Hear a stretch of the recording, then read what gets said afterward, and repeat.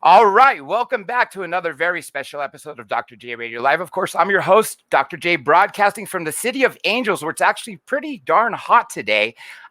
Surprisingly, in mid to late November, as we are. Now, this interview has been years in the making. This is actually one of the most important people I've ever interviewed, and the interview that I had with him last time was actually one of the most viewed, and was also posted on Third Phase of the Moon. So without further ado, you already see his name, the one and only Mr. Foster Gamble. Foster, welcome back. Thank you so much, Dr. J. It's good to be back with you. Oh, it's always a pleasure. And I love your movies. I told you when I interviewed last time, Thrive 1 was literally my favorite documentary on these topics that I've ever seen. I've been paying attention to these topics literally since I was a child in the mid 80s. Yeah. Now, you released Thrive 2, the first one, Thrive 1, What on Earth Will It Take? Thrive 2, This Is What It Takes. Now, one of the things we did talk about, and Nassim Harriman always talks about when we come on here, are the implications of what can happen if we solve the problem with gravity. If we can create gravity fields, then that would change everything from power to travel. And it all goes back to Einstein, right? The unified field theory. Can you tell us about that? Yeah, this is the key to the whole deal. And Einstein knew it. He spent most of his life questing after what he called the unified field theory. And by that he meant a single perspective which would cohere, which would explain in through one lens, the so-called 5 different forces, of the nuclear forces and magnetism and gravity, electricity, that type of thing. But he wasn't able to do it. He did say purportedly during his life that if someone ever gets this realization, they will find it's geometric in nature. And he said, I'm not a geometer, I'm a mathematician. Well, Nassim Harriman is a geometer. I'm a geometer. Marshall Lefferts and Adam Apollo and many of the people that we've all been working together for close to 20 years on this. And Nassim has really been the lead on bringing the physics and the geometry together. And he's got it. And he allowed, we've been friends for such a long time and mutual supporters. And he allowed us to bring it forward in Thrive 2 and actually illustrate it and give a brief explanation of it and have him on to talk about it for the first time in history. So that was a huge honor. And we chose to start the film with that because when you understand that, then it's almost unlimited what else becomes possible. I remember, is it the torus or toroidal field that he was talking about? And it actually shows that even things from the size of an atom to the ocean, the currents, to storms, to even the galaxy and solar system all have that same sort of shape. Is that in essence what we're doing when we're unifying them all? Yeah, exactly. In fact, I have in my office here, I have a little treasure box from China. And this is the torus. It's like a big donut or a bagel. And that's the fundamental energy pattern of the universe. And yet most of us have never heard of it. It's like it's everywhere you look, except our schools haven't known to teach us about it. So that's Thrive 1 really focused on, okay, this is the code. The code is all based on the torus. And it's been encoded in all sorts of ancient cultures for literally thousands of years.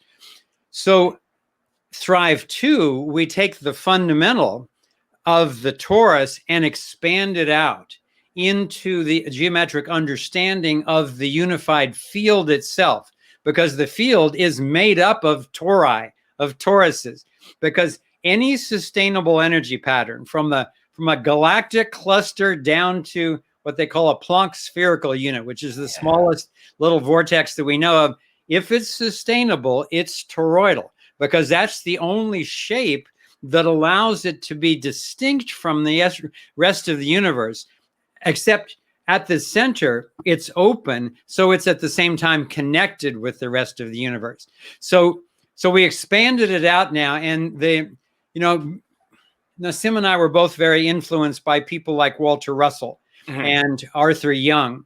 Yes. And these are people who like Nassim, were what I call visionary scientists. They actually saw the nature of the universe in visions, and then they studied the science to try to figure out what it was that they had seen, to be able to explain it to traditional scientists, and then to be able to manifest it into inventions. So the next key after the vector equilibrium, I mean, after the torus, which is the dynamic flow. It's a whirlpool vortex, which is going like this at the speed of light. But the energy comes out going in, right? Yeah, it goes in, whirls around, and then goes out the other side. So it's like a standing wave in a stream in the mountains or something like that. It looks like it's staying there, but only the shape is staying. The energy is moving through all the time. So then when you expand that out, you get this geometry that Bucky Fuller called the vector equilibrium. And that means that the vectors, the energy lines in all directions from the center and then around the first kind of unit are all exactly the same length. And there's no other geometry that is like that. So it's actually the mother of all geometries, all of the symmetry groups that we see in crystals and flowers and in the whirlpool, and on our fingertips and in our hair and so forth. It all comes out of compressions or expansions of that vector equilibrium. So with Thrive 2, we put that together, and then we found, after Thrive 1 came out, we were contacted by over 1,000 inventors from all over the world. And so Kimberly and I spent 5 to 6 years traveling around. She was mostly looking at the health inventions. I was mostly looking at the energy. And most of them weren't what they hoped or claimed that they were, but about 5% of them were. And the 5% of 1,000 is a lot. Yeah. And so what we saw was total game changers. Humanity changes if these things come into our culture. So that's when we finally sat down. We never thought we'd make another movie. The last one took 8 years, and probably took a lot of years off our lives, but it was super satisfying to do. So we finally sat down because we were so encouraged by what we saw. And most people that we ran into were feeling hopeless and helpless about the world situation. So we thought, okay, I'll do it if you will. And so we agreed to do it. We bit the bullet and spent almost exactly 1,000 days making Thrive 2. This is what it takes. And we named it after we'd made the film, because we saw in the process that it's one thing to have all these technologies and insights and techniques and so forth. It's a whole nother thing to communicate them effectively, manufacture, distribute, and get them out to into the world beyond the usual suspects who don't necessarily want it. So that's why we named it This Is What It Takes. When you set out to do Thrive Part 2, did it go as you planned, or were there discoveries made throughout it that changed the trajectory of the film? I'm happy to report that it turned out way better than we had planned, because in the process of traveling around and filming, we kept meeting new inventors. And, one little sidelight is that one of the doctors who's been curing hundreds of people from all types of cancer and has been persecuted by the powers that be. They keep trying to put him out of business.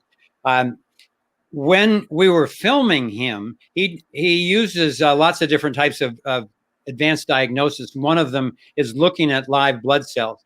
And so he said to Kimberly, well, why don't we do your blood and we'll film it, And he looked at the blood, put it up on the large screen, and he turned around and looked at her with a very serious expression. And he said, you're in trouble. He said, this is precancerous, what I'm looking at. And she had been getting more and more tired for the last 6 weeks. So, and this is in the film. You can see her face when she gets the news. So the moment we finished that filming, she came back down to Los Angeles from Northern California, spent 2 days getting a complete diagnosis, went on his nutrition protocols. And within 6 months, she started feeling better within about 6 weeks. But within 6 months, she was back to radiant health. Wow. And this is the type of technology that we need for other people so they could heal themselves. Again, this is something we talked about last time and even just before we got on. Why are these technologies being hidden? I mean, we know it's got money behind it. That's one of the reasons. But it seems to be it's actually more about controlling the population And then all this divisiveness, this mandates we were talking about, it's mind-boggling to think that this is the era that we've actually gone to. It seems to me that instead of going forward, we've gone backwards as a society. Would you agree with that? Well, to some degree, we laid out the whole, what we call the global domination agenda in Thrive One. And in the last 10 years, in fact, today is the anniversary. It's the 10-year anniversary of the launch of Thrive One, because we launched it on 11/11/11. But so thanks for having me on for the birthday party. Absolutely. Thank you. So we predicted even that what we call the depopulation agenda would be acted out through things like chemtrails and GMOs and pesticides and wars and all that kind of stuff. But we had a collage in Thrive One, which also said, beware of toxic radiation, dangerous vaccines, and man-made pandemics. So we were trying to warn people of exactly this 10 years ago.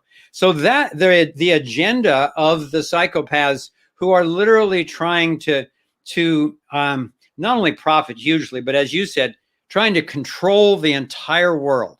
There's just no end to their fear. And in order to keep their fear at bay, they just need to keep getting the rush of getting control over everyone else. And unfortunately, they're very close. They have got the global governments tied together in this, what David Icke calls the global cult. And now they're starting to get exposed through truth media like yours and ours and many other fantastic real journalists. So they're starting to get exposed, and they're getting really scared that they're not going to complete their one world government before they get exposed, taken down, prosecuted. So they're lunging, they're hurrying as fast as they can now with this COVID pandemic to scare people, because most people's biggest fear is dying, and their second biggest fear is being socially ostracized. So they're using a fake health excuse to then divide people and have people coerce each other to get the vaccine, which has all these dangerous toxins. I mean, you're not going to learn it from the mainstream media. They're censoring all of this, but I've been researching it hours a day for the last 2 years, and the numbers of vaccine injuries and deaths are just horrific, and we're just getting started on it. So that, I believe, is their core agenda, is to scare everybody so much, collapse the U.S. economy, scare the world enough that people go, okay, well, bring in your one world government, save us. And then that's when they'll, get the fake global warming scheme is a ruse to get the money, the taxation, the global tax, the global laws, and the global police force in order to justify and legalize this one world government. And if they get that, then all of a sudden the entire world is in Maoist China. We're in Stalinist Russia, Pol Pot Vietnam, and the list goes on, but it never turned out well. Because if they get this global structure and use all their weaponry to try to control everybody, it's going to get as ugly globally as it did back then. That's the bad news. The good news is I'm really optimistic that we're going to win this one, because we've got the truth on our side. It's a lot easier to spread the truth than to keep making up all these lies that keep getting exposed. We also have the life force itself, which is reality. It wants to thrive, and it wants to be represented truthfully. That's what science is. That's what philosophy is. And then finally, we've got love on our side, because to go back to the unified field, in my experience, what I call the science of love, when you get skilled enough at aligning with the unified field, and that means relaxing and having a healthy body. It means allowing your emotions to flow naturally and responsibly. It means having an open mind, but a focused mind. When you have all that, then your torus is open and spirit can flow through. Your spirit is who you are. You don't have to go searching for that. You just need to clear the circuit so spirit can flow through. And when that does happen, the feeling, we all know that, at least to some degree, the feeling is so great that's why everybody's looking for it. But you're not going to find it long term, through drugs or booze or bullying or money or any of that kind of stuff. You have to find it through aligning yourself with the unified field, and then learning to get along with others in such a way that we're actually creating a culture of a thriving humanity. Yeah, and consciousness plays a huge factor into this. Earlier, when you're talking about visions like Nassim had, to me, that sounds like he's tapping into either a global consciousness or receiving some sort of messages from somewhere else. So I think that's a huge factor in this. What do you say about that? It's the hugest factor of all. And there's all sorts of names for it. We really go into this in depth in Thrive 2. It's been called cosmic consciousness. It's been called the Akashic record. It's been called Indra's net. The Nassim calls it hyperspace. Yeah. But the key is that the unified field is, as far as we know, it's infinite, and it's alive and conscious. So our brain is an antenna. Our consciousness is not contained within our brain. It's as long as the brain is functioning, it's an antenna that can focus the intelligence of the unified field through your particular mental, physical, emotional, and spiritual torus. So years ago in the 80s, I founded and ran a company for 8 years in Silicon Valley called Mind Center. And we had developed the state of the art in brainwave biofeedback. So we had a Walkman type headset you put on, and it would measure your brain waves and feed it back to you from different quadrants of your brain instantaneously as musical tones. And you could, with practice, just like, advanced meditators and psychics and intuitives and so forth, as you get good at it, you can shift your frequencies in your brain the same way, somebody driving a stick shift can upshift or downshift, and each frequency band has different skills. So it turns out that the yogis and the Zen masters and so forth for thousands of years has been downshifting out of, normal waking consciousness is beta when you're going around doing stuff. When you get relaxed and creative, that's alpha. When you keep going into deep meditation, if you can do that without falling asleep, that's theta. And ultimately, the best of the best can go down into delta, which is 0 to 4 cycles per second. Most of us are asleep and not dreaming, but we've worked with yogis and psychics and so forth who can go down into the band wave that slow and access their psychic phenomena. That's where they do their remote healing, remote medical diagnosis, remote viewing, telepathy. All this stuff is just different frequencies with your antenna, and it's all a function of the unified field. When you set out for all these different countries to meet these inventors, shamans, and all the other people, which is the first place you went to that actually had something of substance? Not something that someone claimed to work and ended up not working, but actually something that, did what they claimed. Well, I had, I guess it was 4 amazing trips to Asia and to Africa. And that's actually where I found the best free energy technologies, startlingly enough. In fact, one of the ones that we feature in Thrive 2 was created by a high school dropout in Zimbabwe.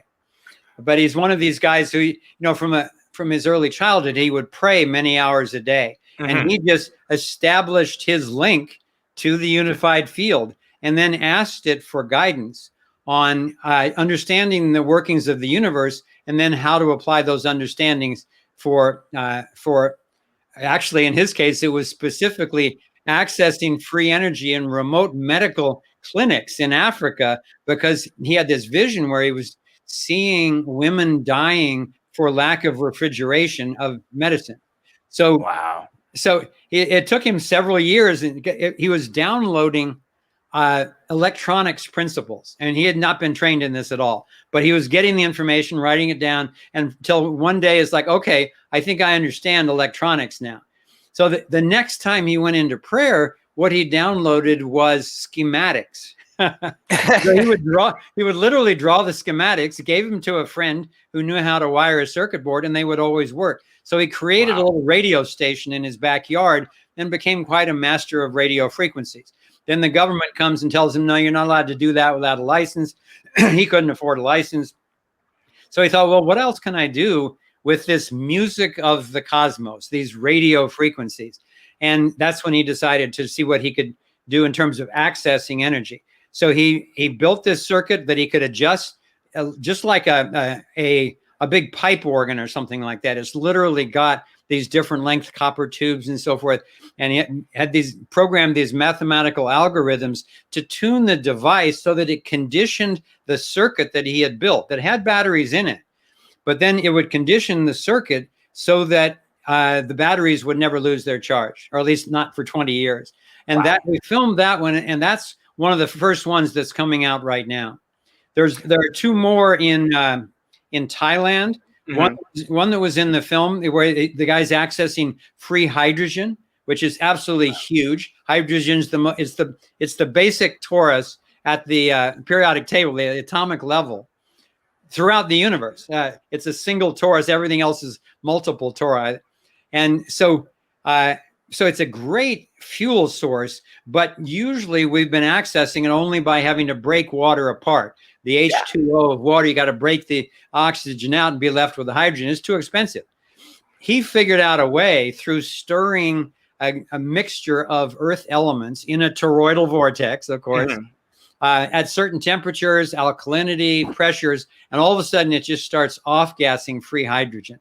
So he has now, we're waiting to get vetters over there representing certain major investors, because he's turned down, hundreds of millions of dollars already through people who have vetted it and want to buy that technology, but they want to hoard it for themselves or their military or their government or something like that. And he's committed to getting it out to the people. So that's another exciting one. And then there's one more that we haven't shown to the world yet, but it's a whole different approach using the geometry of the unified field again. It's a geometry of stacked coils where they get electrons going around in these toroidal vortices, and they get it shaped just right so that it all focuses into the center and creates the model we saw was creating 20,000 volts of electricity out of the field in the center. So their challenge was, okay, what do we do with all the extra electricity?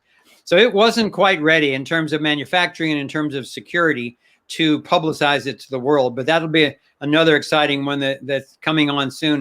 And then I'll just mention one more, which is also in the film. A guy named Hart Akerson from Costa Rica has presented a brilliant way, again, through sort of musical principles applied to software. He's created, we've all heard of converters, but he's created a transverter. So it takes any energy source, and then, it can be from solar off a regular grid, geothermal, it can be from these free energy devices. And then you can run your home. You can also share it with a localized, decentralized grid with your community. And this is really the future of decentralizing the grid, no matter what source we're using. There's a question that came in. This was previous to this, what we were just talking about now. If you want to take it now, it's about, I'll just read it to you. It's from Scott Martin. It reads, let me get it back again. Is sleep apnea just a cover up from abductions and our consciousness of what we actually experience? Well, I have some expertise in brainwaves. I don't have expertise in sleep apnea, though I know a number of people who have suffered from it. And my experience of that is, I think it's a little more commonplace. I mean, the symptoms of abduction might be similar, but sleep apnea usually has to do with your throat getting blocked off when you sleep in the wrong position and blocking off the oxygen to the brain so that you gets oxygen starved, and then it startles you awake to try to do normal breathing again. He says, thank you for that answer. Okay, now let me go back to your trips. Now, did you and Kimberly both go to the same places, or you said earlier she was going more for the health and you were going for the inventions. What was the first places she arrived at? Well, there's another person that we feature in Thrive 2 who was, I think, the first one that, well, no, I'll go back one other step. There was a doctor that I had learned about, and he had been he had had to run from the country because there were attempts on his life. He was curing everybody of cancer. And the AMA and the FDA didn't like that at all. They tried to assassinate him. His dog rescued him. He was on his way to his car in a parking lot, and the thing blew up. So he's still digging glass shrapnel out of his face. But so he had left the country. But I studied this guy, and I'd seen all the X-rays and just phenomenal work. And so I heard that he came back into the country temporarily and was in Los Angeles. Somebody contacted me. So Kimberly and I got in a car, drove down, met the guy, spent 2 days with him and on 2 occasions in a house in Hollywood with about 50 different people, half of whom were people who had been rescued by him. The other half were people who were critically ill that he was just starting to treat. And the results were so phenomenal that we were really impressed. And we ultimately ended up being in a situation with him where there was a woman who had a breast tumor. Mm-hmm. And so he was about to treat her. And so we were sitting out in the lobby, and he said the doctor invited Kimberly in because he needed to have a female present for the exam and the treatment and all that. And this other woman had met Kimberly and said, please invite Kimberly in. So as fate would have it, Kimberly comes in, and the doctor says, put your fingers on top of this tumor because it's going to disappear so fast that unless you're feeling it, you won't believe it. So she did that. He gave 1 injection, and in real time, within about 5 seconds, the thing shrunk down and was gone. And she's still alive today. She would have been gone. And Kimberly, in the process, was so blown away that she literally fainted on the floor. And wow. From the other room, I hear Kimberly's voice go, "Oh my God!" And then I hear thump. And so I go running into the room, and there she is, out on the floor. Her eyes are wide open, but she is somewhere else.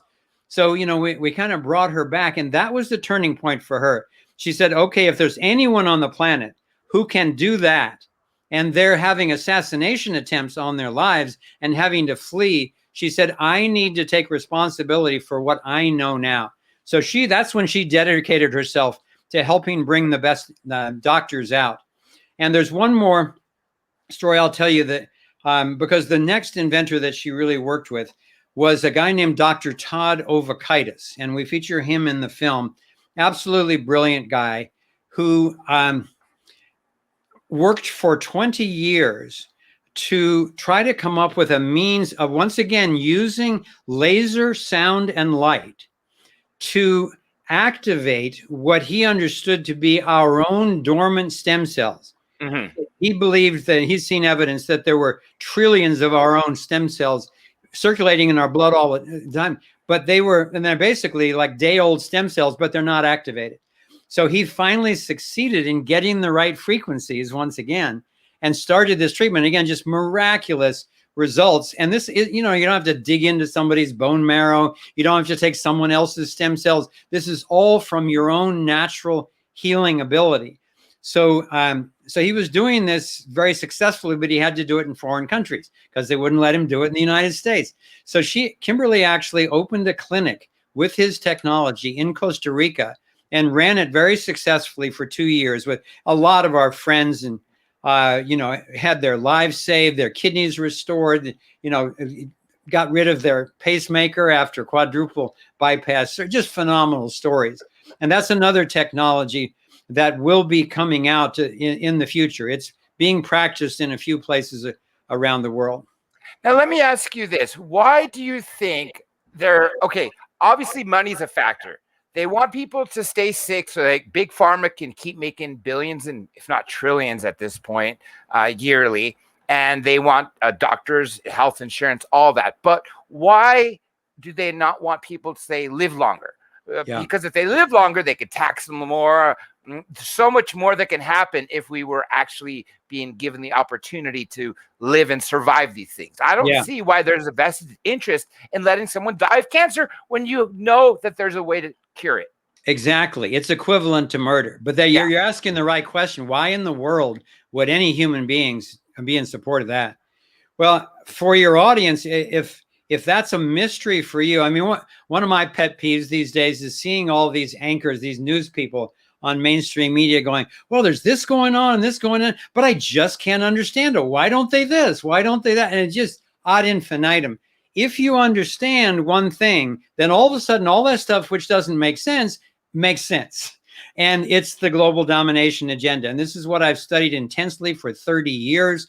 If it were wrong, I would know it by now. You know, I've read over 800 books on the topic, plus all the articles and videos and all that, and, you know, traveled around the world meeting the top experts on this.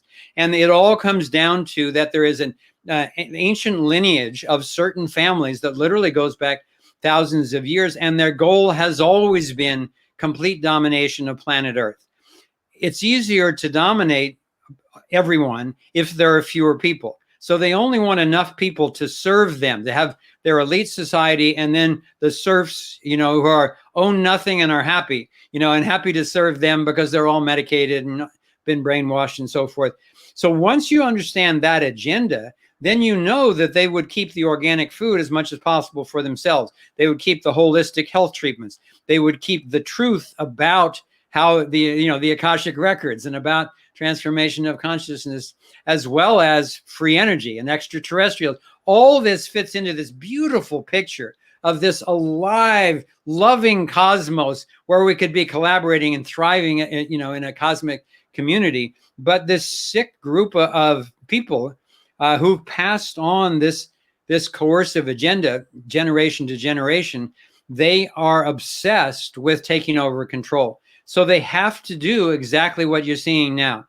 You know, allow in more migrants and put them on welfare than we could ever possibly afford in order to destroy the U.S. economy, because it's the U.S. and our freedoms that are the main thing in the way of having a one world government.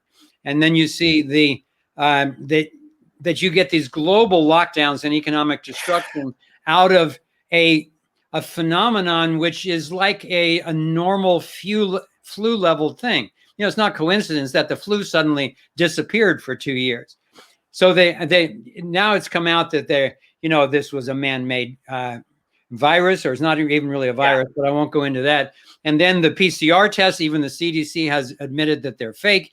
Then you get this vaccine, which was the point all along, which is to get these toxins, these spike proteins into your body where they take over and destroy your immune system. So that's their plan, to get rid of, 70 to 80% of the population and be in control of all the rest. So yes, they want to make money along the way, and they want to, so that everybody's poor. They give up, cash, and then they're dependent on being doled out the energy, the money, the food, everything to survive, because that's how they can control the masses. They believe.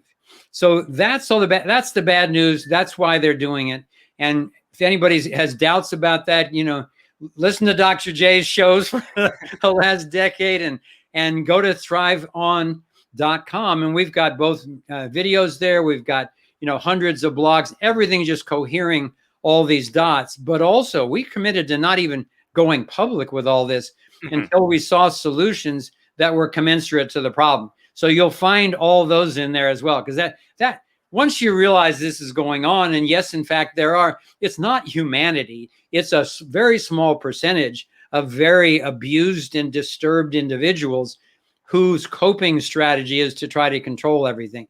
Once you realize that and shift to working on the solutions, that's when it gets really exciting.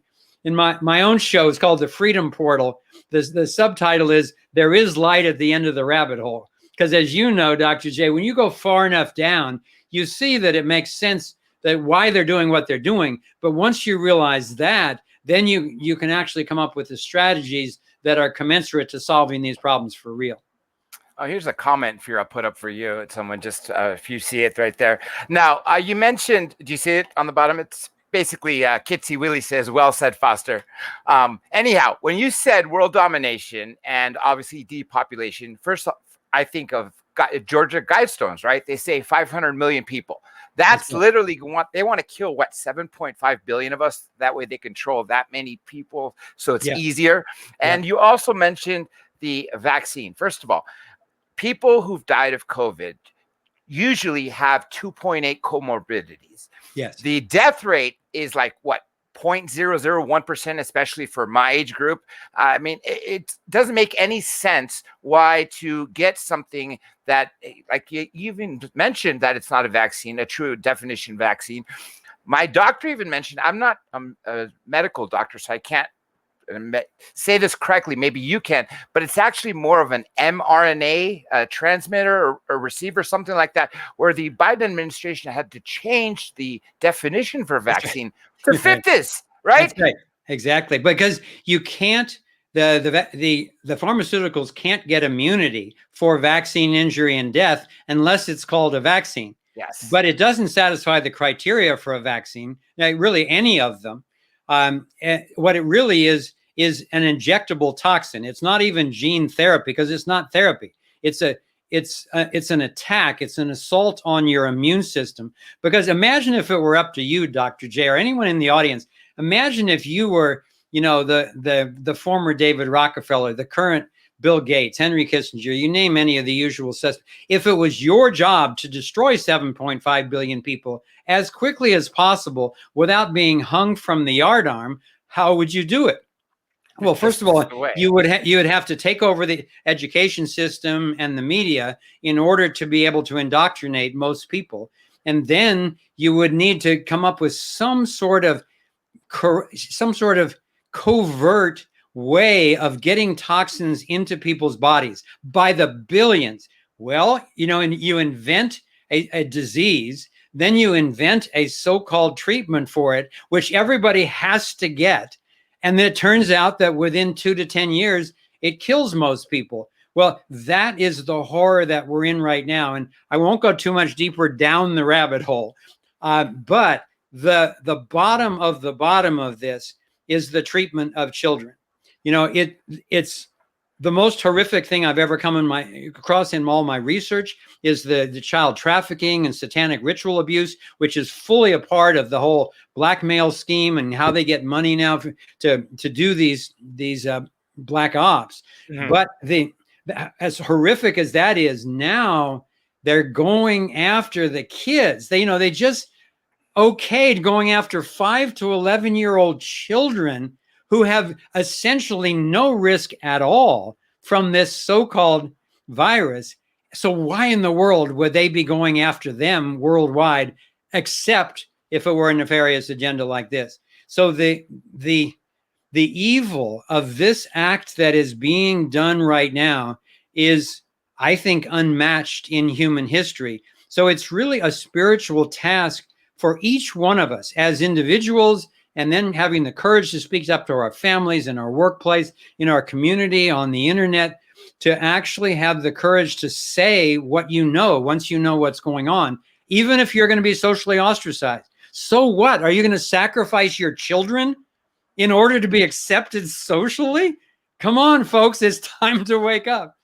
I have a 5-year-old goddaughter in kindergarten, and they're already trying to pressure her to get the vaccine, the father at least. And it blows my mind. She's 5. I mean, she's in good health. Why ruin her life? And Bill Gates, if I'm not mistaken, said something along the lines of half the people who've been vaccinated will be dead in 4 years. I mean, why would he be saying that unless he actually knew something? There's a question I put up here that someone is asking you. It's Eric the Red 06. If the vaccinated can still carry and still spread COVID and still have to be quarantined, then what are we even doing? Which is what we were saying, actually. Yeah, that's the question. And anyone who's willing to think rationally, and unfortunately, I still have quite a few friends, even some family members, who totally bought the line. They will not sit down with me and have any rational conversation where I can present the evidence and so forth. And it's literally, I trust the traditional institutions. I don't want to hear any bad news. Don't bother me with it. So, so it's not a rational thing for a lot of people. And some people don't have the emotional capacity to handle news that is this severe. But that's the confrontation that we all need to face within ourselves right now. I think more people are literally waking up by the hundreds of millions on a weekly basis all over the world. And now with these mandated vaccines, you're seeing it in Australia, Canada, Germany, Italy, Luxembourg. It goes on and on. The global domination agenda, I think, has reached the pushback point. They've fooled all the gullible people, or just about all the gullible people that they're going to. And now those who are waking up are taking to the streets and coming up with really creative strategies to actually say, no, we will not comply. You do not get to rule us. We're taking our freedom back. Look how many police officers, fire department or firemen, healthcare workers have quit over this. And I don't blame them. Fortunately, enough people, like you said, are starting to rise up. And I'm seeing that finally here. I was always wondering, why are people just taking this abuse? Because, I mean, any lawyer can tell you this is a violation of the Fourth Amendment. Joe Biden even said that when he was campaigning, he would not mandate this. And then after he became in office, he said the same thing. But then, of course, that changed a few months later. And that's a very scary thing. Now, let's talk about, okay, so another thing I've also heard is COVID was the test, right? Let's see how we could spread it around the world.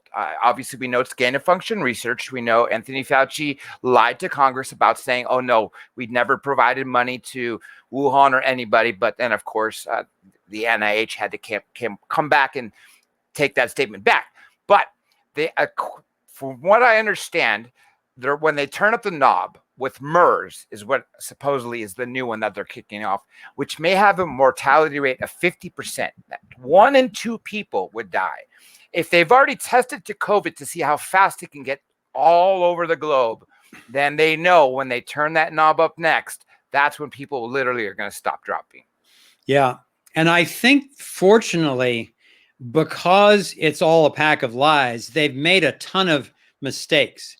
You know, the mistake of calling something a virus and then acknowledging, I think there's 33 labs worldwide. It's unanimous. Every single lab has acknowledged that they have never isolated a coronavirus.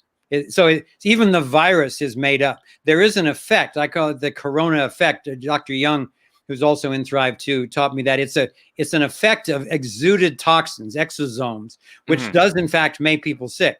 And I believe that this is what they developed in Fort Detrick, then over in Wuhan when they banned it in the US. Yep. And then I think they released it intentionally in China. And then they took it to Iran, they took it to Italy, they took it to the US. And I believe, I can't prove this yet, but everything else I predicted in a paper I did on this last December, it is being shown to be valid. I believe that they've got aerosol ways of dispersing this stuff, and they've been taking it around the world and getting it going. But it's so obvious for anybody who wants to know, with the fake virus, with the fake tests, with the fake and toxic vaccine, that it's now getting exposed to where the lawsuits are getting filed in every country, in every state, and these people are going to jail. And I think that the dominoes are going to start to fall. I think that actually election fraud is going to be the first domino to fall, because I've seen the forensic evidence. I've never seen a case so strong in my life. This was for the 2020 election in the US. That's going to be the first one that's going to expose the level of corruption. Then the COVID scam is going to be the next one to really go public. Then the next one after that, I think, is going to be the pedophilia one. How they use that to coerce these politicians into doing stuff they said they weren't going to do, and in their right minds they would never do. But they either have gone insane or they have to do it in order to have their family survive or something like that. So that I said earlier that as horrible as it is, I think we're going to win this, because in my decades of immersion in this, I realized that the would-be controllers have gone about trying to take over every single sector, and they do it by destroying the wholeness of a natural system, the wholeness of an ecosystem, the wholeness of an economic system, the wholeness of a media system, the education system. It goes on and on. All the systems, they've just destroyed the wholeness and pitted people against each other.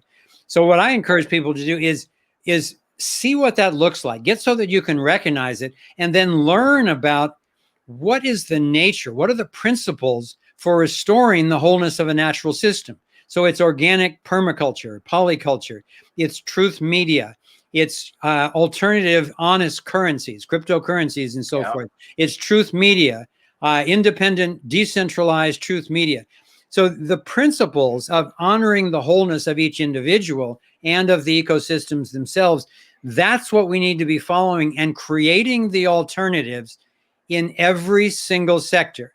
So when people say, well, okay, I get it, but how can I possibly go up against the Federal Reserve or the Illuminati, all this kind of stuff? And I say, well, we outnumber them over 1,000,000 to 1. So it's really a matter of finding each other and then collaborating on creating the honest currencies, the open schools, the healthy food, the honest media, the real science, the holistic health. And ultimately, it all comes down to this. And when your audience, when you see Thrive 2, it's again available at thriveon.com.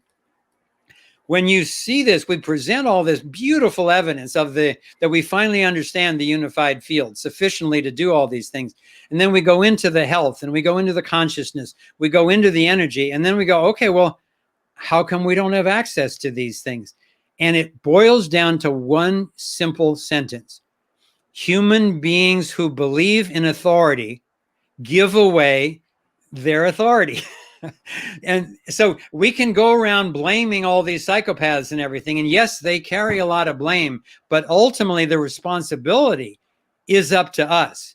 So when you see through this ruse, you see the emperor has no clothes, you can reclaim your individual sovereignty. And that's what's happening worldwide. And then the whole last chapter of Thrive 2 is spelling out how that can happen, how it is happening already, and how it could ultimately work.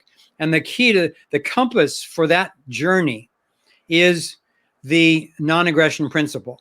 What we've been missing from all my research, in my opinion, what we've been mainly missing as a human species is a universal morality. Used to be there was no morality at all. Whoever had the biggest club. And then it was the church's morality, which made a lot of progress, but all the churches disagreed with each other, and then they were fighting each other and killing each other by the millions. And then the state comes in with, the rule of law, which is, again, a big step in the right direction, right to trial, all that kind of stuff. But the state, because it had authority over people, ran away like any other authority and killed even more millions, hundreds of millions of people than the churches. So what we've been missing is a core moral ethic. And the one thing that Kimberly and I found that everyone agrees to all over the world, it's hard enough to get a couple of people to agree where to go for dinner or what to have for dinner. Every single human being that we've ever met agrees that they don't want to be violated against their will. So this is profound. This is not only as profound as the torus being the fundamental blueprint of wholeness in the universe, but they actually are the same. Because when you bring the science of the torus to the human level, the fundamental quantum at the human level is the individual, not the group. All the dictators have convinced, through the socialism and communism and fascism, that you need to give up your freedom for the good of the group, and it's all going to work out. Just give me authority and trust me. Well, how's that worked out for us? So the key is that if we base all of our law, all of our relations on the non-aggression principle, which says that no one is allowed to initiate force or fraud against anyone else except in true self-defense. That's what everybody agrees to. But if you did that, then you turn around and look at the real world, all governments have to disappear. It needs to be all voluntary association based on private property rights, and then independent organizations that are competing with each other in a free and ethical open market for providing responsible and affordable security and insurance and dispute resolution and transportation and communicate, all these things, but done independently and based on the non-aggression principle rather than the centralization of power that we used to call the pharaoh. And then it was the king, and then it was the dictator, and then it was the president and premier. We've come a long way, but we're not there yet. And if we don't get the rest of the way soon, we'll be gone as a species. I definitely agree with you on that. And one line I took away from actually watching your trailer last night and today was just because it's legal doesn't mean it's moral, especially when it comes to governments, right? Yeah. You know, we give them authority to do things that are unspeakable. Look how many civilians die all the time. Another thing you also mentioned, when people give the authority to the government, we have less freedom. And what's happening right now? We're being divided instead of being colluding together for the greater good. Divide to be conquered, and that's a very scary thought. Now, there is a question up here again from Kitsy Willie asks, "How can we save people aside from getting the information out?" Well, that's a profound question, and Yeah. but it's my favorite question also. That's what I've dedicated my life to. And I take a very practical approach to this. I mentioned earlier what I call the science of love, where we can each in our own personal lives learn sufficient mastery with our physical body, our emotional body, and our mental body in order to align them, align with the unified field, and allow our spirit to flow through in integrity. So that's the personal level. Then learn to communicate responsibly with other people. There's nonviolent communication. I used to teach a course globally called Interaction Dynamics that I will be doing again soon online. But there's lots of good teachers out there of how to communicate effectively. And then, so that's the basics on a personal and interpersonal level. But the next thing that I was starting to tell you about, Dr. J, before the show is that what Kimberly and I are most excited about now is what we're calling the Thrive Solutions Hub. Because it used to be that there were individual solutions groups arising all over the world. And there'd be a chemtrails group, a GMO group, a banking scheme group, et cetera. But now what's happening, because I'm literally in touch with thousands of these groups all over the world on a daily basis, what's happening is they're freedom groups, because people are realizing on their own, whether they've seen Thrive 2 or not, the major point in there was that freedom is the key. Individual sovereignty, allowing, claiming your own and allowing everyone else their individual sovereignty in their own property. That's what turns the key that closes the door to hell and opens the door to heaven on earth right now is the following the non-aggression principle. So because there are these freedom groups worldwide, and there are hundreds of thousands, if not millions of them already, the key, we believe, is linking them together effectively in a decentralized, unstoppable way, using the internet, using your phones. So we have spent almost a year now with our team. We have a software development and design team who has been building the Thrive Solutions Hub. It's actually 2.0. We had 1.0 for a few years until Kimberly and I had to do all that traveling. And we already had over 1,100 groups in 90 countries working, effectively solving lots of problems. But now it's a whole nother level, because now it needs to be mobile friendly. It needs to be have completely encrypted options. So we've got encrypted text, encrypted document sharing, encrypted video conferencing, or you can have very public, face to your group as well. And so we've already launched the 2.0, and we've got our own backup servers. We're not using Amazon or Google. They're redundant in multiple countries. It's decentralized. It's open source. We've done everything we can. I used to teach the nonviolent martial art of Aikido. So I spent a lifetime studying how do you resolve conflict without having to resort to violence. So I'm trying to use everything I've ever learned, but now on a social level to have this actually work out.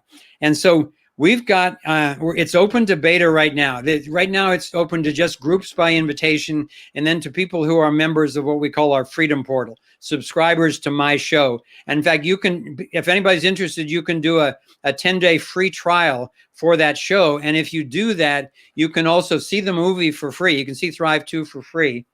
And also join the Freedom Portal if you want. So you can do all of that's all available right now for free. But the key is that we're working with about 50 groups and about 500 individuals just to check it out. And there are some major groups, frontline groups, particularly in the health freedom area, who are already using the site. And they're telling us what's really working well, what else they need, what for security and so forth. And it's going really great. I'm happy to report they are thrilled that we've saved them all the money and time that it takes for their lawyers to talk privately, for their doctors to talk, for their inventors to talk privately. And then, so not only can they have those services, but they can also share best practices and resources. If you've got an effective lawsuit, a petition, a critical mass action, a flyer, you can post that and save everybody else the time that it took you or someone else to create it. So there's a shared resources section. And finally, what we call, it's a network for networks.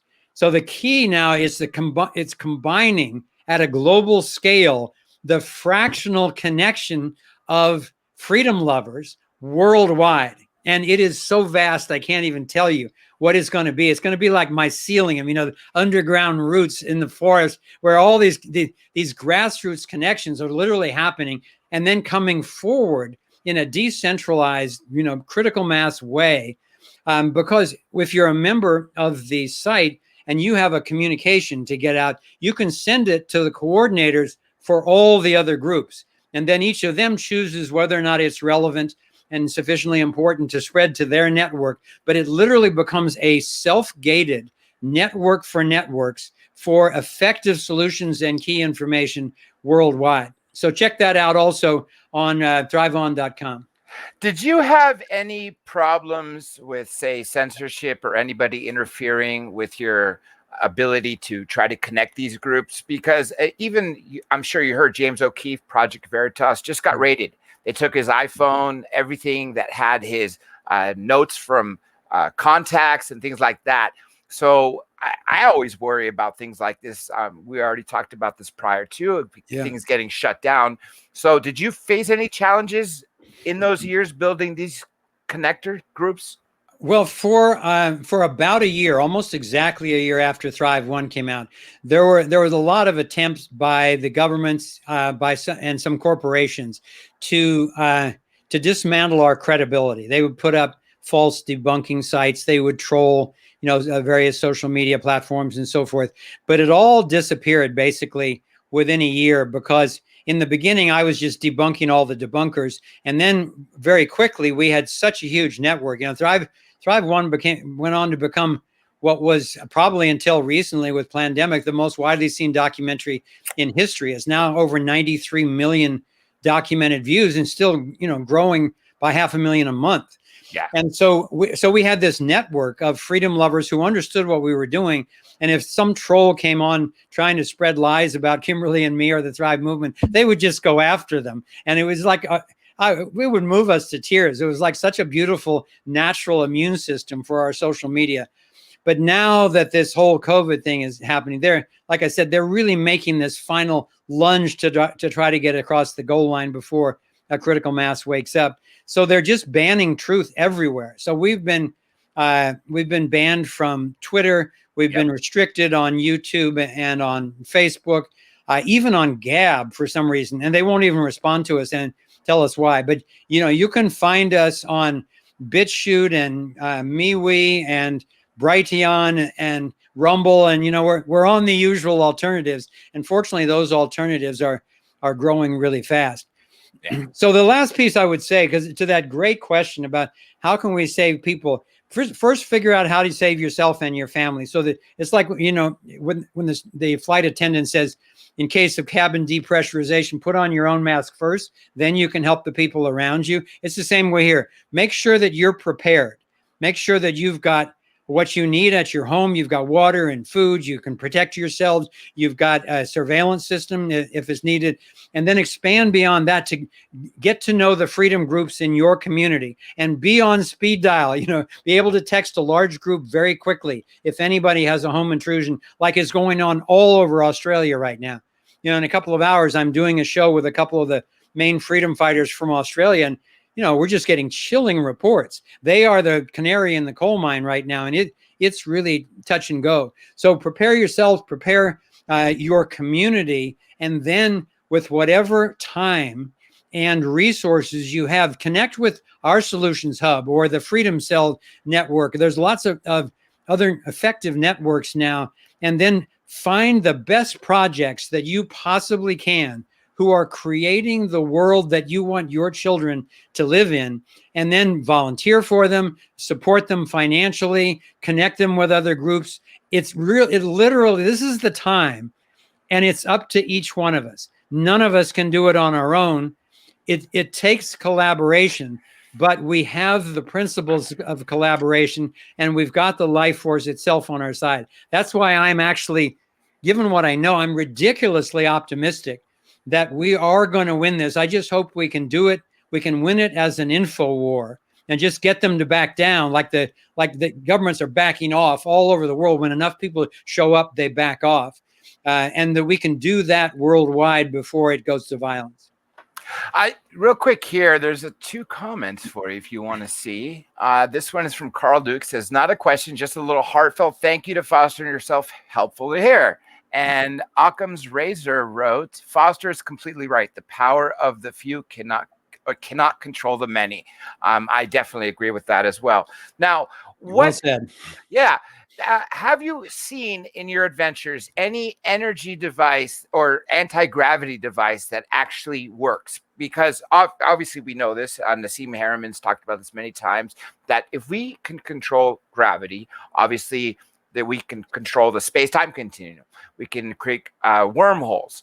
So many things can be done if we could just have the ability that Bob Lazar, for instance, worked on when he was at S4.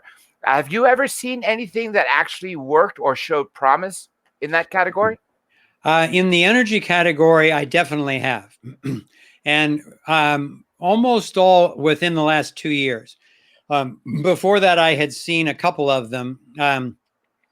But unfortunately, the inventors were not protected and they disappeared or were killed. But I know of at least 4, the ones that I consider to be truly viable, that I've had my engineers vet and so forth. And I believe that those and more will be out in the next several years. In terms of anti-gravity, that's probably the most dangerous, kind of most rarefied one of all. I know about, but I have not seen personally, a couple of them. And so I think that that's going to take a lot longer, because obviously for military purposes, that changes the entire game. So I think that's going to be slower to come out. But I think once the free energy devices, like the electric car, once the toothpaste is out of the tube, and once a few inventors, even one inventor, posts the IP, the intellectual property, on the internet where it cannot be stopped anymore, then I think that will quite quickly lead to the anti-gravity, because they really are very much 2 sides of the same hand. A source told me, and I hope this is true, because, we've heard that the government is always going to have disclosure. There's some new invention, maybe an Autobot for health. It's basically said that sometime prior to Thanksgiving, this is someone with intimate knowledge, with the intelligence communities, that we're going to be revealed some sort of technology that's going to jump us 20 years. We're not talking about like the Tic Tac craft or anything like that, but something that's better than what we're using now. Look at rockets, Elon Musk, right? SpaceX. We're using technology not from last 50 years. We're using technology from last 1,000 years. The Chinese were doing this when they were shooting their rockets into space. It makes to the sky. It makes no sense why we're still cavemen when it comes to all this. Look at the internal combustion engine. It has not changed. Now, even with Tesla's car, the Elon Musk car, the Tesla, say I want to take a drive from LA to, I don't know, say Texas, right? When I run out of the charge, what is it, 250 miles, what do? Park on the side of the road, get a hotel, and hope I could fill it up quickly? I mean, there has to be a better solution than that. Yeah. And Elon Musk himself even said, we cannot abolish these fossil fuels or anything like that until the invention is out there to give us the free energy, because he too also knows that the Tesla is limited. So where do you see us going? I mean, as far as this, and one good thing I love about Elon Musk is the patent. There is no patent. It's all open source with the Tesla. So at least he's giving other people opportunities to advance that. But I don't know if that's the proper way because it's limiting. Well, it's a perfect example of what you say of that it doesn't make sense that we would be, having to blast off, ignite all this fuel to try to ride up into space and back. Well, in the secret space program, and Google that if you don't Google it, DuckDuckGo it. Yeah. Anyway, look that up in your search engine if you're not familiar with the deep space program. If you're listening to Dr. J, you're probably very familiar with the secret space program. But they've had these free energy and anti-gravity technologies for a long time. But they're when we think, oh, it doesn't make sense that they wouldn't be out, look through the lens of the global domination agenda. If you're trying to dominate the entire thing, then you need to control energy and food and communications and all that, and particularly energy and anti-gravity, because you don't want any military force more powerful than you, and you don't want people being freed up to have independent access to energy. So let me give you one more example. That's also in Thrive 2, and this one's getting super exciting right now. There was Tesla, created his Wardenclyffe Tower that we animated in Thrive 1.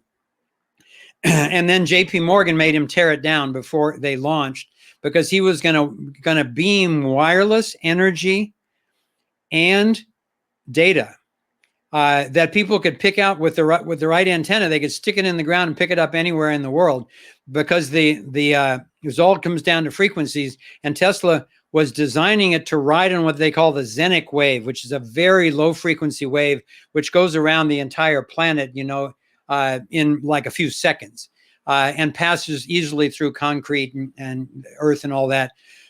So Tesla wasn't able to complete it because JP Morgan owned the copper mines. That was the source of millions of dollars for him. So he didn't want that yet either. But the Coram brothers, who are these brilliant inventing brothers, have continued Tesla's work, and particularly worked on the Wardenclyffe technology for the last 20 years. And apparently they've got it. They've got over 300 patents. And there's this company that we mentioned in Thrive 2 called Zenic Power. That's its sister company is Visiv. And the technology works. And that way you could literally simply have an antenna on your house, another one on your car, another one on an ocean liner, on your boat. So yeah, you're not pulling off the side of the road because your battery gave out, because you're accessing the energy of the unified field, which the unified field theory demonstrates mathematically to like 13 decimal points that the unified field is full of virtually infinite energy at every point. So the key is simply, how do we access that safely and harmoniously and inexpensively? And all that technology exists on the planet right now. That's why we made Thrive 2. It's really sad what happened to Nikola Tesla. He has these great aspirations, talks about free energy, and then ends up dying penniless in a hotel room. I mean, that is really sad. And then the feds came, confiscated his paperwork. Yep. We don't even know what's still there. I mean, right. And earlier what you said, how they always buy patents to suppress them. And we know that's been going on for a long, long time. Okay, I got a couple questions here for you. Let's see. Let me pull up one here first. Do you see it, or do you want me to read it to you? Which one? Right here in the middle, under our picture. I'll read it to you. It's from Kitsy Willie. It says, Mr. Gamble, what are your thoughts on time travel? Wow, very interesting question. You got a great audience, Dr. J. Thank you. It's the biggest mystery left for me. Of the ones that I know that I don't know, that's the biggest mystery to me, is what is the nature of time? And I've studied it from all different points of view, from the physics, from the consciousness, from the cosmology point of view. I personally, I have not been convinced on the ability to travel forward in time yet, because I think there is an arrow of time that the evolution of life in the cosmos is actually happening. And it leaves a record, that we call history. And I think there are glimpses, because of the patterning, all of this toroidal pattern, these fractal patterns, the resonant frequencies, and and holograms and so forth. Lots of times you can glimpse the future because of the patterning. It's just like if you stood up like 3 inches away from a Persian carpet, it would just look like nonsense, but you back up and all of a sudden, you see these beautiful designs that were there all along. And I think it's the same way with time, in a sense, that the larger perspective you have, if through some spiritual emergence, through deep meditation, through plant medicine, something like that, your consciousness expands beyond your physical body, beyond your rational mind, and actually merges with the unified field, but you still have the witness consciousness, so you can be learning. You get downloads of consciousness that are so far beyond whatever research you've done, beyond the thinking capacity of your rational mind. And that's what all the visionary scientists, the shamans, the inventors, they're all, over 90% of all the inventors and spiritual teachers that we interviewed, ultimately, when they trust me, they acknowledge, well, yeah, here's how I access the field. So this is the future of humanity. And I believe that, it's very useful to note the passage of time in 3D reality, because you're just not going to be effective if you don't have a watch, and keep your appointments and that kind of stuff. But that doesn't mean that time is real. It just means that it's a useful concept, because it's all based on the turning of the earth, or the turning of the sun, or the earth around the sun, or the sun around the galaxy. It's just using some of these cycles to measure the arrow of time. But if you're transcending the moment, if you're expanding the moment through these beyond the body experiences, I believe that is when you are transcending time, because our physical body is subject to the arrow of time very specifically through the physicalness. So we can get sick, we can get injured, we're all going to die. The physical body is going to die at some point, even if it gets dramatically, the lifespan gets dramatically increased. But who you are, I don't see any evidence whatever that dies. Because I've approached a lot of scientists saying, okay, if you think you're your body and your consciousness is some random epiphenomenon emerging from the electric circuits in your brain matter, let's go on a little journey where if you think you're your body, okay, what's your body? Well, it's trillions of cells. Well, okay, what's it made of? Well, it's, trillions of molecules. Okay, what are those made up of? Well, it's trillions of atoms. Okay, what are those made up of? Well, it turns out that the atoms are just vortices, like the stream we talked about before. They're just whirlpools in a continuous sea of energy. So there's actually no thing there. So we're all just patterns of energy, whether it's the physicalness or the more rarefied consciousness. It's all just patterns of energy in the unified field. And I believe to the degree which you can expand your identity, you can explore what your DNA remembers all the way back through your legacy. You can get glimpses of future patterns. And even more importantly, you can access the unified field, the Akashic records, to get the wisdom that you need right now to fulfill your potential and your purpose as a human being. There's a follow-up question about the time travel. This is from Carl Duke. It says, Foster, on the time travel question, David Lewis Anderson question says, any thoughts or insight? Dave, I'm not seeing the question. I don't know who David Lewis Anderson is. Yeah, I don't either. So, Carl Duke, if you want to rewrite the question, or if you have another one, I'll ask. Yeah, or give us a link. I would love to find out who it is and look at his work. Let me see if I got something else that I missed in the questions before I ask you what I wanted to. Okay, now another thing that we didn't cover so far is, what's the best way to combat world hunger? We know there's plenty of food that can be made, but we also know that there are factions that don't want to send food to certain countries for whatever reason.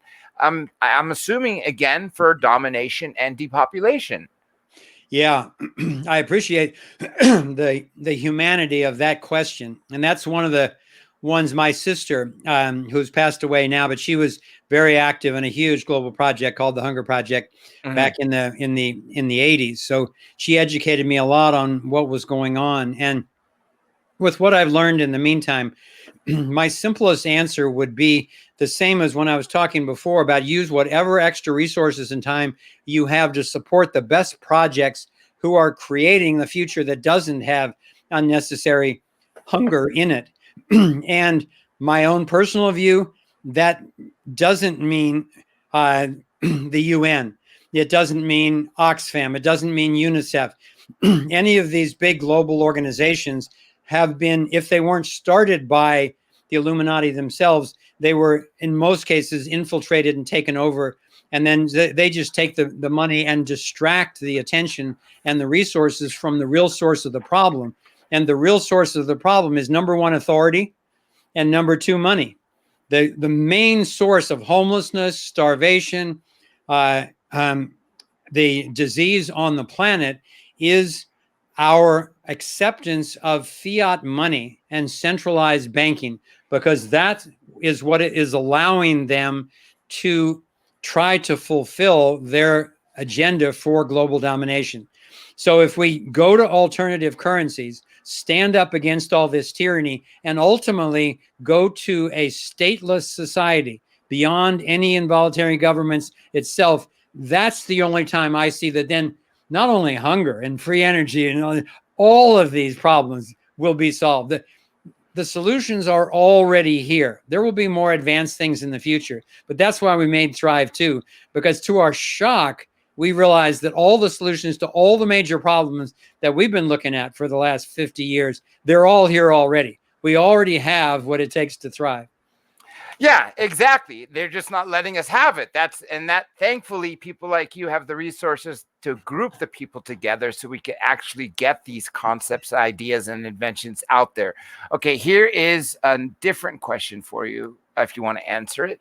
From John P. Adventures. What's your opinion on Bigfoot? Hope not been asked yet. Just couldn't resist. I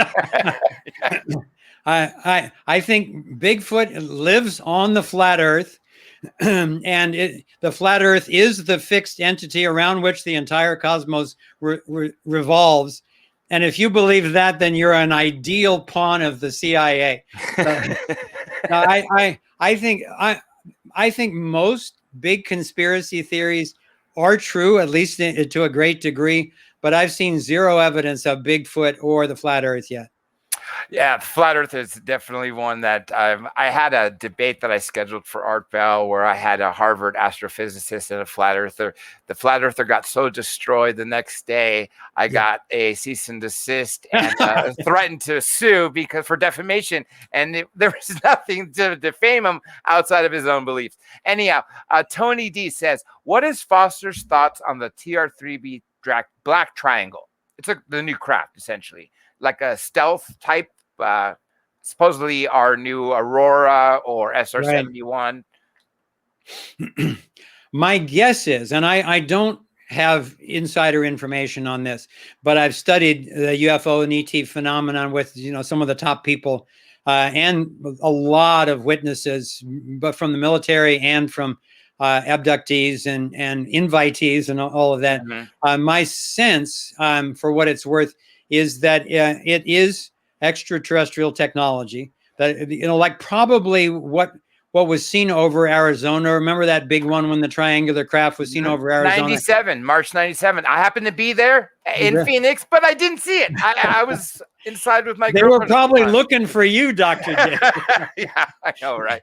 But anyway, I think it's probably that same technology in terms of accessing free energy and countering gravity, and then using that particular shape. Obviously, there are a handful of collections of shapes which seem to work well aerodynamically for craft, as well as there seem to be a number of evolutionary strategies biologically, like the reptilian, the avian, the Nordic, the mantid, all that stuff. There seem to be evolutionary strategies in biology and in technology that are simply by, one of your guys calls themselves Occam's razor. By Occam's razor, you usually end up with the simplest scheme is going to be the most effective.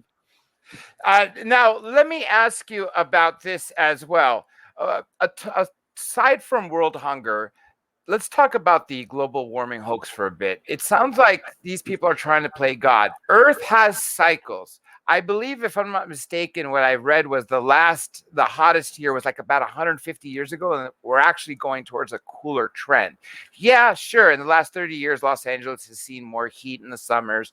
Temperature was 115, etc. But doesn't Earth have natural cycles? Why are these people trying to essentially play the creator? I mean, to challenge the sun, it's kind of a no-brainer. Why would you do that? Yeah, like they say in mainstream, it doesn't make any sense, does it? Well, it makes total sense when you look through the lens of the global domination agenda. And of course, you would want to find a means to scare the people of the planet into begging for a one world government and the police force, the legal structure, and the taxation that needs to survive. So that's exactly what they did. I researched this intensely for 10 years and then wrote an in-depth blog on it that you can find on thriveon.com. It's called Let's Talk for Real About Climate Change. And for people for whom this might be a new concept, that we don't need to be terrified about that human beings are frying the planet. First of all, ask yourself a couple of questions. First of all, why in all of the research that's funded by the UN, thousands and thousands of studies, why is the one criteria for all of those studies that they're not allowed to mention the sun? Well, if you're a scientist and you're studying the warming of planet Earth, where would you start? Okay, so yeah, it doesn't make any sense. They have to fudge it. In the 70s, the same creeps tried to control us through a global cooling scheme. This was on the cover of Time magazine. And then, unfortunately for them, things started getting warmer. So they backed off for a little while, but the Club of Rome, which is an Illuminati think tank, got together and said, okay, well, if the global cooling isn't going to work, what will? Well, let's go with global warming because things seem to be getting warmer. So they did that. But then, like you say, Dr. J, things tapered off. For the last 18 years, there hasn't been statistically significant warming, and it is beginning to taper cooler now. So they started with global warming, but then the trend stopped. So they quickly shifted to climate change. And then they realized, okay, the climate's always changing, so that's not really very scary. So they shifted to climate disruption, so they could call every snowstorm, every rainstorm, every drought, every heat spell, they can call, see, the climate is being disrupted. Well, no, the level of human participation is so trivial that honest scientists think even if it were warming, it would increase by maybe 1/4 of a degree in the next century, which would be irrelevant. However, what really matters is two things. One is the pollution is very real, and we have to stop the pollution. And the best way to stop the pollution is to get rid of burning fossil fuels. And the best way to do that is release the goddamn free energy devices. They've got hundreds and hundreds of energy patents. They've literally stolen over 11,000 confiscated energy devices. Let's say 30 of them actually worked. So they've got them already. They've got them in their secret space program. So the people at the top know that these things exist, and yet they're perpetrating these scams about human-made global warming. And then ask yourself the question, if they really wanted to stop global warming, wouldn't they just release them? And then if you look at the data, the ice has been melting in the Arctic. Whoa, we better be really scared. The poor polar bears aren't going to have anywhere to get dry. Well, the Earth is tipped on its axis. Mm-hmm. It creates this thing called summer and winter, and it's revolving around the sun, which is moving through the galaxy and changing energy states all the time. The Antarctic ice has been expanding. So don't let yourself be duped by shallow answers. if it looks like it's supposed to be more scary than usual, especially if they're trying to terrify the kids. Sesame Street, Big Bird's now pushing vaccines, and they're trying to terrify kindergartners, and they're being very effective at it, about global warming. Those are all symptoms of the global domination agenda. So recognize that's what they do to collapse the wholeness of natural systems, and then shift to, okay, well, what would restore the wholeness of the planetary system ecologically, of the planetary economy, natural exchange, of the planetary media, actual allowing truth telling, and just take that thinking, that critical thinking into every sector. And voila, I literally think that in my lifetime, and I'll turn 75 in a couple of weeks, I still think in my lifetime, I will see the turning point toward a thriving society. And I think that in the lifetime of a lot of people listening, and probably including you, Dr. J, that in your lifetime, you will actually see the globe fundamentally thriving, because the exposure of these creeps, getting them, obsoleting them, getting them out of the way, having them make restitution, and then in every sector going to these whole systems and allowing out these inventions, we're going to be thriving faster than even I can imagine. An interesting thing, we talk about these creeps. I also think of Illuminati, Bohemian Grove, and other things like that. And I think of them as shadows. The best way to find a shadow is shine some light on them. That's right. And the more we expose them, then hopefully we can disband them, and they can no longer have domination over us. I know we're coming close on time, but there's one more question. Let me put it up here for you. And then please hang by for a moment afterward. It says, from Chris, it's all about putting fear into the population so they get more control. So it's actually more of a comment. And there was another one here too. Same thing that says, this is JP Bass Senior. The problem with natural is it's free.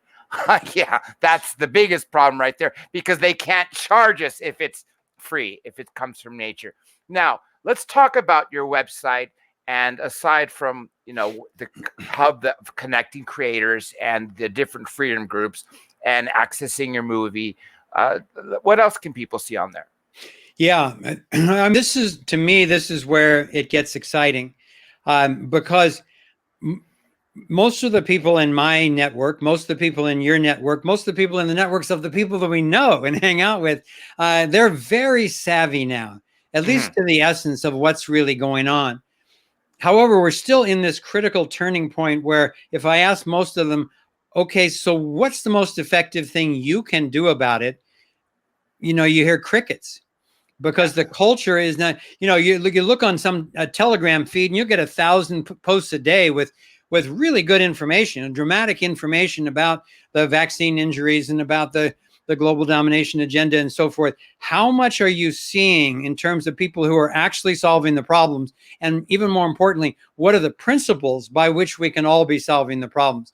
So I want to recommend to people that, number one, see Thrive 1, then see Thrive 2, then go and keep listening to Dr. J, and God bless him, support him. He's one of the critical players out here. And also, if you have the time, tune into my Freedom Portal, where we go in deep like this into these topics, and we have leading edge thinkers on who are experts in these different fields. So that's been our path, to provide the information, then provide the conversation. When people get deep enough in the conversation, then virtually everyone wants to take action, and that's what the Solutions Hub that's coming now can do. In there, we will be guiding you as to how to clarify your purpose. Then what sector do you want to work in? What issue within that sector? Then what level of engagement? Do you want to work on immediate needs, changing systems, or work on consciousness itself, on the world view? And then how do you find other people and join their groups? How do you start a group of your own and then connect with other groups? All that is going to be laid out for you now in the Solutions Hub. So our goal is to roll out the red carpet for solutionaries worldwide. So there's no excuse, I can't do it alone. Well, you don't need to do it alone. I don't know what's really going on. Well, here's what's really going on. I don't know what we can do about it. Here's what you can do about it. And the cool thing is, because we've been very successful with solutions already everywhere around the world, what happens is that people are so relieved to find out that, oh, if I'm an artist, I can actually just work in the media sector and then work in collaboration with people who are in justice and science and spirituality and the arts, so forth. And we can work together, bring our energy to expose any problem and provide the solution. And boy, one example is in Northern California back in 2007, we stopped and made completely stop a $1 billion secret project from George Bush Jr. when he was president to spray 11 million people in Northern California at any time they wanted for up to 9 months a year for up to 10 years, renewable. Wow. So when this started happening, we thought, oh my God, this is really dangerous. So we looked into, we finally forced the governor to make the company with the planes and the chemicals expose what it was. And it was exactly what I was afraid of.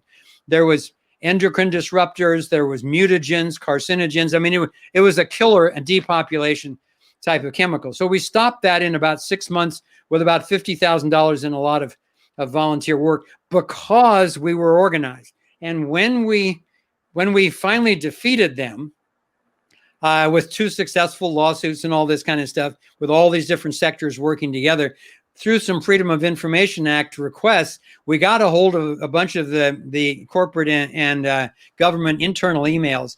And our trophy for this project, besides having clean skies again, was that one of the emails said, we had a feeling Santa Cruz would create some resistance to our project, but we had no idea they would be so well organized. So I think I'll leave it at that. We just need to get really well organized, and we're doing everything we can in the Thrive Solutions Hub on thriveon.com to help you just find your part and then thrive while you're creating a thriving world. We don't, just like you said in the first film, we don't have to just survive. We could all thrive. Real quick, one more question from somebody wants to know, what time is your show? Your own show? Yeah, my own show is on Saturdays from 11 a.m. to 1 p.m. Pacific time. Okay, perfect. I'll put the links all in the description for everyone to see. Foster, please hang by for a second. Everybody out there, thank you for your questions, for your comments, and for your support. Foster Gamble, it's always a pleasure to speak to you. Thanks again for coming on. Everybody else, I'll catch you on the flip side. Thanks a lot.